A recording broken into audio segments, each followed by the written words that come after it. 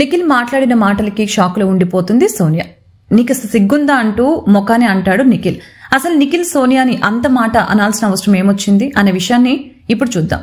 ఇక అసలు విషయానికి వస్తే నిన్నటితో నామినేషన్స్ పూర్తవడంతో ఇక ఈ రోజు నుంచి టాస్కులు మొదలవుతాయి.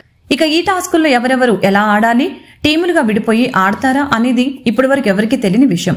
ఇక అందులో భాగంగానే గార్డెన్ ఏరియాలో కూర్చున్న సోనియా, పృథ్వీ మాట్లాడుకుంటున్నప్పుడు ఇక అప్పుడే అక్కడికి వస్తాడు నిఖిల్.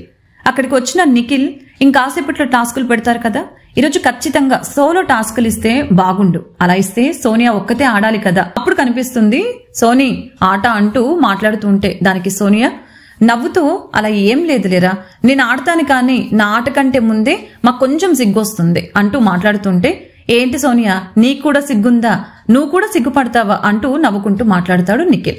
ఇక దానికి సోనియా ఏంట్రా అలా అనేసావు అంటే లేదు నువ్వంత ఫైర్గా ఉంటావు కదా, నువ్వు కూడా సిగ్గుపడతావా అని నాకు డౌట్ వచ్చింది అంటూ నవ్వుకుంటూ మాట్లాడతాడు నిఖిల్. సోనియా ఇంకా ఆ పక్కనే ఉన్న పృథ్వీ అయితే వీళ్ళ మాటలు వింటూ నవ్వుకుంటూ ఉండిపోయారు.